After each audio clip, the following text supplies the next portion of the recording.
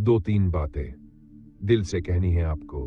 सुना होगा आपने बहुत सी कहानियां, बहुत से चैनलों पर डर का नाम लेकर किस्से सुनाए जाते हैं, लेकिन वो सब बस सुनने भर के होते हैं। असली दर्द, असली खौफ, आपकी रूह तक उतर जाने वाला डर सिर्फ भूत की कहानी 33 नूर आलम के साथ पर ही मिलता है। ये वो जगह है जहां कहानियां आपकी सांसें रोक देती है, दिल की धड़कनें तेज कर देती है और रात को नींद छीन लेती है। अगर आपको यहां मजा नहीं आया, डर महसूस नहीं हुआ, तो इस चैनल का नाम आप खुद बदल दीजिएगा, क्योंकि ये चैनल वादा करता है कि ऐसी कहानियां आपको कहीं और नहीं मिलेंगी। हर नए वीडियो के साथ एक नया जख्म, एक नया खौफ आपकी रूह को छू कर जाएगा। तो जल्दी से चैनल को सब्सक्राइब कर दीजिए ताकि जब भी नया वीडियो आएगा वह अपने आप आपके पास पहुंच जाएगा।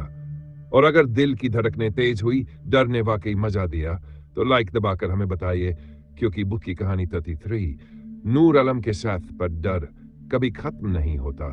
अब तैयार हो जाइए और कहानी के अगले अंधेरे मोड़ की ओर। ट्रक ड्राइवर की डरावनी कहानी। रात का समय था। आसमान पर काले बादल छाए हुए थे। ठंडी हवा की सरसराहट से ऐसा लग रहा था मानो प्रकृति खुद किसी अनहोनी का इशारा कर रही हो। सुनसान हाईवे पर मेरा ट्रक गड़गड़ाहट के साथ दौड़ रहा था। पीछे बैठे खलासी रमेश की आंखों में भी नींद झलक रही थी, मगर मैं पूरी तरह चौकन्ना था, क्योंकि इस सुनसान रास्ते पर चलते हुए मुझे हमेशा एक अजीब डर महसूस होता था। कहते हैं इस जंगल के बीच से गुजरने वाली सड़क पर अक्सर ट्रक ड्राइवरों के साथ अनहोनी हो जाती है। किसी की मौत हो जाती है तो किसी का ट्रक खाई में गिर जाता है। फिर भी मैं रोज की तरह इस रास्ते से गुजर रहा था। मेरे पास और कोई विकल्प भी नहीं था, क्योंकि माल पहुंचाना मेरी जिम्मेदारी थी। धीरे धीरे जैसे ही हम उस घने जंगल वाले हिस्से में पहुंचे तो मुझे लगा मानो ट्रक अपने आप भारी होता जा रहा है। इंजन की आवाज बदल गई थी। अचानक रमेश ने कांपती आवाज में कहा, भैया, आपको भी लग रहा है कि कोई पीछे बैठा है?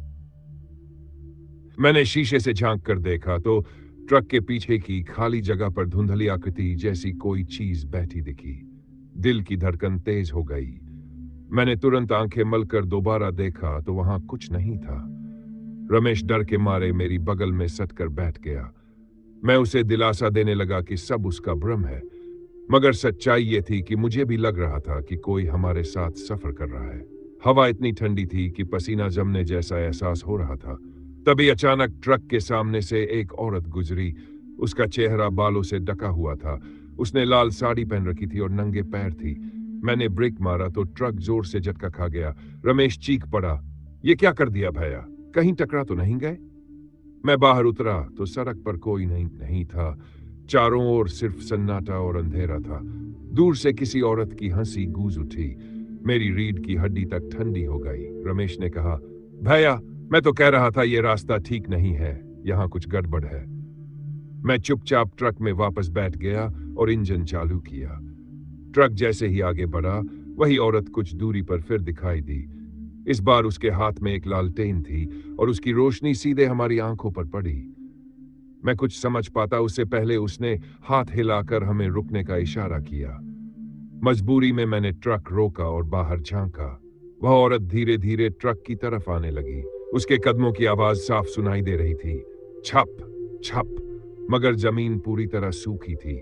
जैसे ही वह नजदीक पहुंची, मैंने देखा कि उसके पैर जमीन से कुछ ऊपर थे, यानी वह चल नहीं रही थी बल्कि हवा में तैर रही थी। रमेश ने डर के मारे आंखें बंद कर ली और मैं बिल्कुल जड़ हो गया। अचानक उसने जोर से कहा, मुझे छोड़कर मत जाओ। उसकी आवाज इतनी दर्दनाक थी कि दिल कांप उठा। अगले ही पल वह हवा में गायब हो गई। मैंने तुरंत गाड़ी तेज कर दी। ट्रक की रफ्तार इतनी बढ़ा दी कि लगे अगर अब रोका तो दिल फट जाएगा, मगर रास्ता खत्म ही नहीं हो रहा था। घना जंगल, अंधेरा और हवा में गूंजती उसकी हंसी, सब कुछ मौत जैसा लग रहा था। तभी ट्रक की हेडलाइट के सामने अचानक दर्जनों परछाइयां खड़ी हो गई। सबके चेहरे काले, आंखें लाल और उनके हाथ खून से सने थे।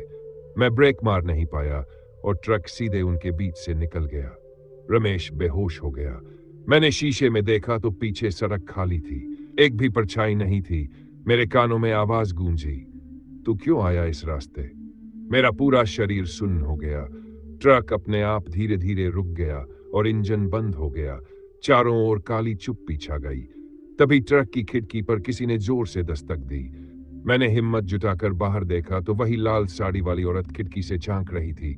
उसकी आंखें खून से भरी हुई थी और चेहरा धजला लग रहा था। उसने कहा, तुम्हारे साथ वाला मर चुका है। मैं पीछे मुड़ा तो रमेश की सांसें बंद थीं।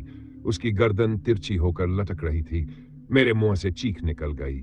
मैं भागकर बाहर कूदा, मगर जैसे ही जमीन पर पैर रखा तो महसूस हुआ कि सड़क गायब हो गई है और मैं सीधे किसी कब्रिस्तान में आ गिरा हूं। चारों ओर हड्डियां और जलती हुई लकड़ियां थी।